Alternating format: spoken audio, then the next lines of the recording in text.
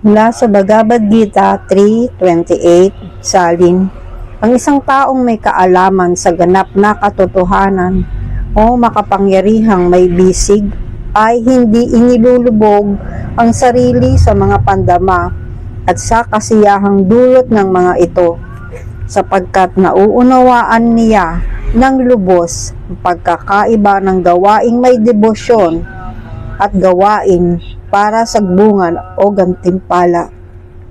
Paliwanag, ang nakakaalam ng ganap na katotohanan ay may malinaw na pagkakaunawa sa kanyang hindi kaaya-ayang kalagayan sa material na pakikipag-ugnayan.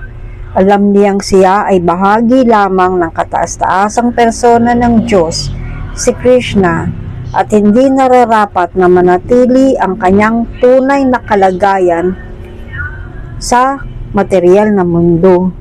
Batid niya ang kanyang tunay na pagkakakilanlan bilang bahagi ng kataas-taasang na walang hanggan, puno ng kaligayahan at kaalaman. Nauunawaan din niya na kahit paano ay nasadlak siya sa material na pananaw sa buhay. Sa kanyang dalisay na kalagayan, ang kanyang mga gawain ay nakatuon sa paglilingkod na may debosyon sa kataas-taasang persona ng Diyos, si Krishna. Dahil dito, inilaan niya ang kanyang sarili sa kamalayan kay Krishna o Krishna consciousness, at natural siyang nagiging hindi nakakabit sa mga gawain ng material na pandama na pansamantala lamang at nakadepende sa sitwasyon. Alam niya na ang kanyang kalagayang material ay nasa ilalim ng kataas-taasang pamamahala ng Panginoon, kaya't hindi siya nababagabag sa iba't ibang reaksyon ng material na buhay. Sa halip, itinuturing niya ang mga ito bilang awa ng Panginoon. Ayon sa Srimad Bhagavatam, ang taong nakakaalam sa ganap na katotohanan sa tatlong anyo, ang Brahman, ang Paramatma, at ang kataas-taasang persona ng Diyos, ay tinatawag na Tatvavit, sapagkat nauunawaan din niya ang kanyang tunay na ugnayan sa kataas-taasan. Sa Bhagavad Gita 3.29, paliwanag, ang mga taong kulang sa kaalaman ay maling iniuugnay ang kanilang sarili sa pisikal na katawan at lubos na nakatuon sa material na kamalayan.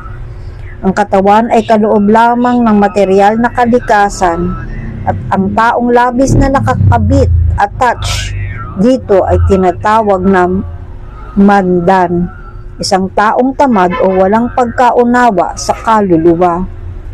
Iniisip ng mga mangmang na ang katawan ang kanilang tunay na sarili. Ang ugnayang pisikal sa iba ay itinuturing nilang tunay na pagkakamag-anak.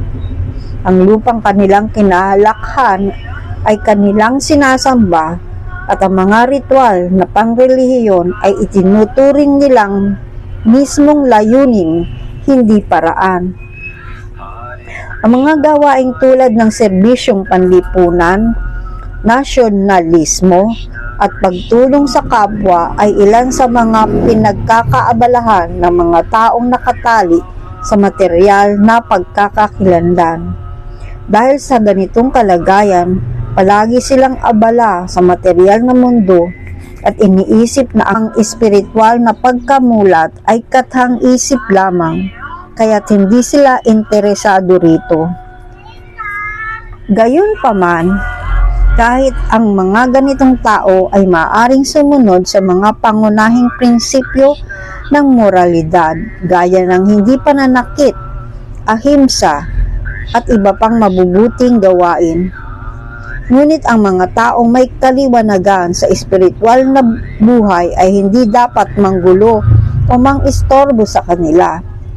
Mas mabuti pang tahimik na isagawa ang sariling espiritual na gawain. Hindi nauunawaan ng mga mangmang ang kahalagahan ng kamalayan kay Krishna. Kaya't pinapayuhan ni Krishna na huwag silang gambalain at huwag sayangin ang mahalagang oras.